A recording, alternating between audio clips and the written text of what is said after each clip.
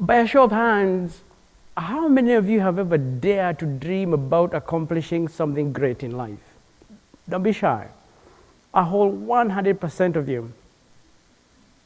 Today, I want us to take that one step higher. I want us to look at how to achieve a seemingly impossible dreams by what we call coloring outside the lines, or what I prefer to call defying the tape measure mindset. It's been a great and distinct honor for me to be teaching and conducting research here at TEDxSUNYGeneseo, a university that is recognized for excellence in liberal arts. We have amazing professors, we have excellent students. It's a very welcoming atmosphere also. I've also had the distinct honor and privilege to work with diverse students from across the world, been able to review a number of organic chemistry textbooks, and also to publish 4 textbooks on renewable energy. Why is this important? For you to really grasp the importance of this, I want to welcome you to take a safari with me in the theater of your mind. We're going to go all the way to where I come from.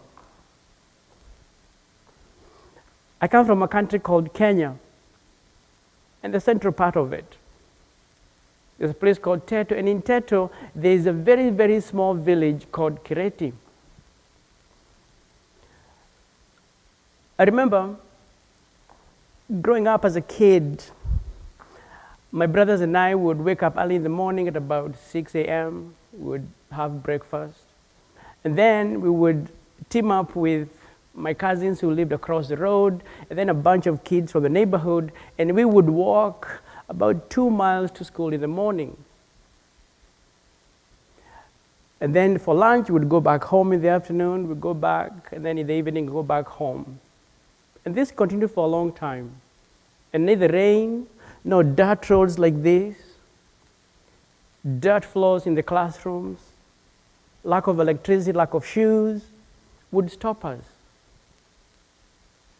And then I remember something started to happen in me. I started to have a hunger for something great. You can call it a deep yearning for something different, something great. I specifically remember one day as a little kid, I was reading a book, a geography textbook, and I saw this picture of oranges growing in California, a place called California. It looked so beautiful. I was like, oh my goodness, such a place really exists. We'll come back to that. From a young age, my parents taught me to never ever let anyone define me or to ever put limitations on myself, irrespective of the circumstances. I remember the kids we grew up with, many of them would go to local schools, local high schools. After that, they would graduate, settle down on the farm, and keep cows, sheep, goats, etc., grow tea, coffee. That was the norm, and I always respect that as a humble beginning. My parents believed I would accomplish something different. I owe them a ton of gratitude for having faith in me. My dad, a great individual, my parents are no longer with us, unfortunately. My dad, a great individual, would teach me on faith and strong convictions that form the foundation of my life to date. My mom, a very gracious lady, would season after season teach me the single toughest lesson anyone ever taught me in life. The seed harvest principle. The application being, you determine what, or most of what happens in your life, based upon what you choose to do or not to do. There's a seed, and you're responsible for the consequences. Of course, you make mistakes, but you recognize them, learn the lessons, and learn to forgive yourself and dust yourself up and keep going. Don't live in the mistakes of yesterday. For me, to color outside the lines or to defy what I term as the tape measure mindset, I would rely heavily on the principles my parents taught me. The first chance for me to defy this tape measure mindset came in when going to high school. Unlike the United States, where the high school you go to is kind of obvious, in Kenya, for us to go to high school from what we call primary school, we have to do national exams. And the high schools are ranked according to performance in national exams. So that means the best kids from primary school go to the best high schools in the nation. I worked so hard from very humble beginnings. And I qualified to go to one of the top 10 schools, high schools in the nation, a place called Nyeri High School. I would continue working very hard. And then as a senior in high school, for us to go to the university, we have to also do more national exams. In my year, we were about 300,000 kids, but the universities could only accept 10,000 kids. So that meant 290,000 kids would either go to lower level colleges or go back to the farm, do some farm work, or look for a kind of a simple job to do. I was accepted at Kenyatta University. I was one of those 10,000 kids who made it to the university. I would continue working hard. And I pursued a degree in chemistry and biochemistry and graduated in record time, less than 3 years. I had achieved something great. My family was so proud. The community was so excited. But then I set my sights on accomplishing the seemingly impossible. I would pursue graduate studies in the United States. I will summarize for you the experiences I went through in what is the subject of our sharing tonight: coloring outside the lines or defying the tape measure mentality, the 7 steps toward accomplishing seemingly impossible dreams. You may ask me, but Barnabas, do these things really work? I don't just like going with things that don't work. They do. Want to hear a true story? A few years ago, a former student of mine came and told me, Barnabas, so my friends and I, we are thinking of doing something seemingly impossible. Do you have something you can share with us to motivate us to do this? I said, of course, I'll be honored to do that. Have a seat. I walked her through these 7 steps I'm going to share with you, and they achieved the seemingly impossible. They were able to ride bikes from New York to California, a distance of about 2,700 miles, or if you prefer, just a little bit over 4,000 kilometers. Can you imagine that, on bikes for charity? So to answer your question, these steps really work. Step number 1, let the idea be established in your mind. I remember looking at that picture of oranges growing in California. That image was tattooed on my brain. Step number 2, you have to feed the dream. Dreams can die if you don't feed them. But if you feed them, they grow. I remember I used to read, I didn't have internet or cell phones, but I would read on anything about the United States. Magazines, it didn't matter how old, but I read on that. I knew so much about the United States when I was a young kid, you'd have thought I lived here.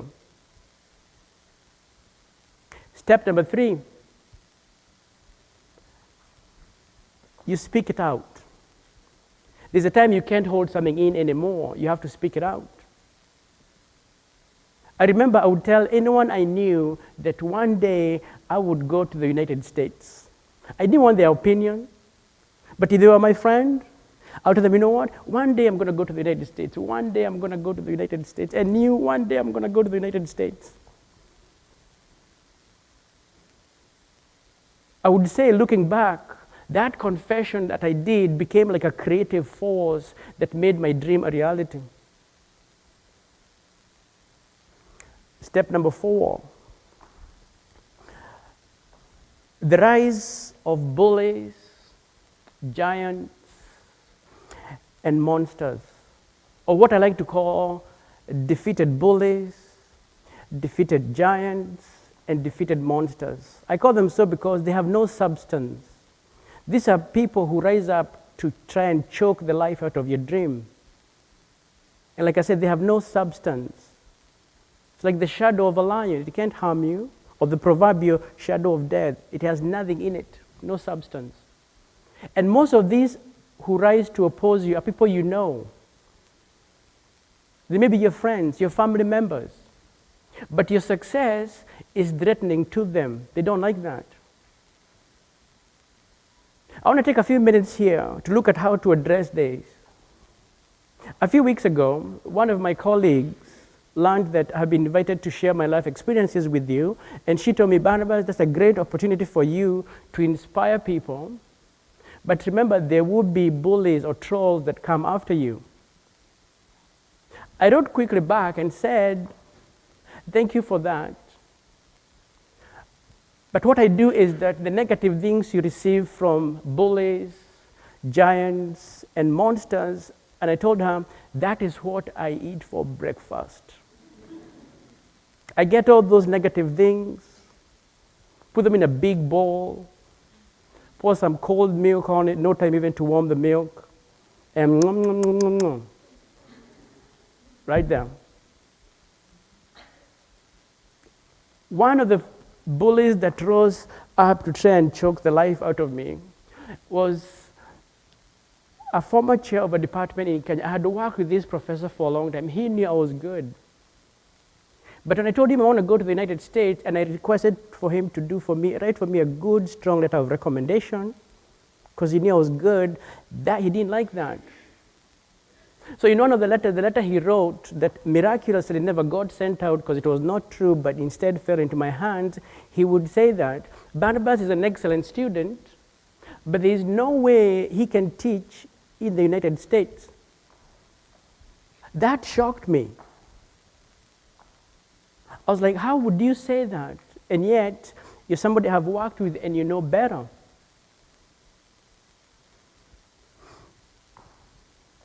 I want to address this one more time. I love every human being, but I hate bullying. I'm a happy individual. But for me to be able to respond to this, I need to go into another zone that most of you, or probably nobody here has ever seen me go into, and probably you'll never, ever, ever see me go into this again. It's a zone, I call it a zone of righteous indignation. I will let myself, I'm happy, I'll let myself for a moment get like really mad. And then I'll deliver a point and then go back to being myself. So this is me trying to get myself mad. Don't make me laugh. I'm going to get mad at you. Now, this is addressed to bullies. Because this is what they do. When you take the tape measure on another human being and you tell them, oh, you come from such and such a place, or you look like A, B, C, and D, they tell you, this is how much you can accomplish in life. Who gave you the power to determine what another human being can or can't accomplish in life? Was that good? Was it good? I'll let you see it one more time, but then that's it. That's it. You know, see it again. Again, getting mad again. This is addressed to bullies. When you take the tape measure on another human being and you tell them, oh, you come from such and such a place, or you look like this and that, or A, B, C, and D, this is how much you can accomplish in life. Who gave you the power to determine what another human being can or can't accomplish in life? The good thing is, now I'm back to being myself happy, the good thing is we succeed and prosper in defiance of that tape measure mindset. I'm pleased to report that I've received excellence in teaching awards here in the United States across different states. Step number 5. The difference between dreams and accomplishing dreams is one word: sacrifice. And with the sacrifice comes something priceless: mentors. I remember it took me about 8 months just to raise the $100 required to do the test of English as a foreign language. This is a requirement for international applicants into the United States whose first language is not English. 8 months. Because I didn't want to go back and tell my family, could you cough up a little bit more money to help me? I want to do this on my own to show them gratitude.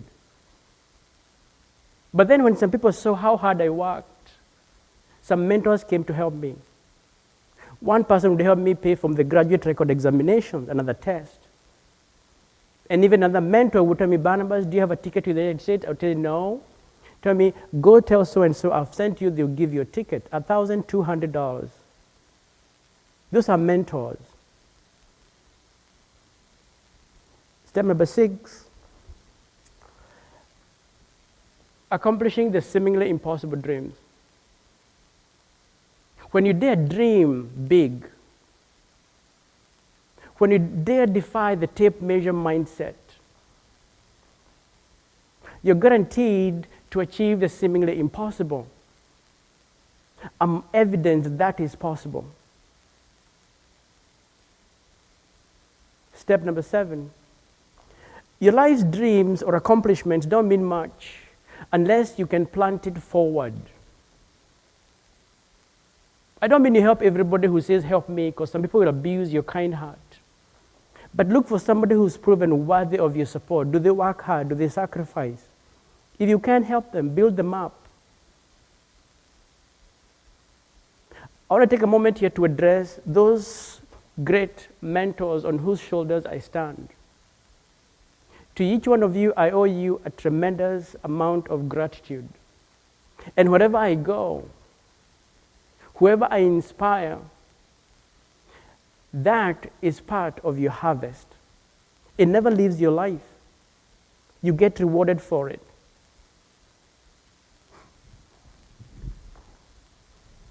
I told you some time back that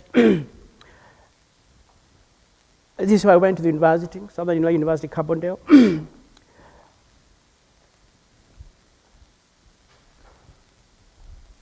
I saw a picture sometimes of oranges growing in California. I was a little kid. And one day, my family and I, we like to travel.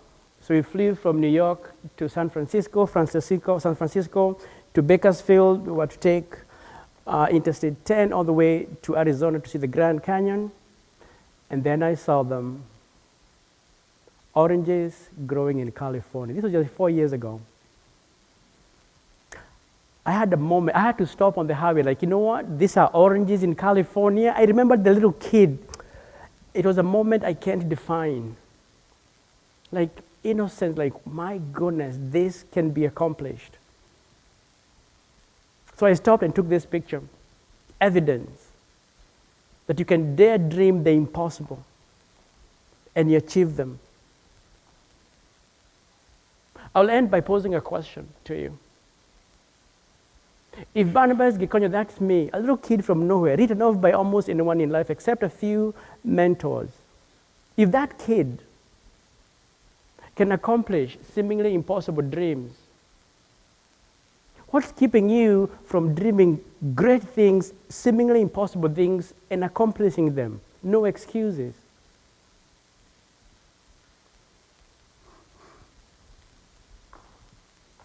I'd like to thank you for your time. Stay happy. You have incredible value. And that right there is the next seemingly impossible dream. Thank you.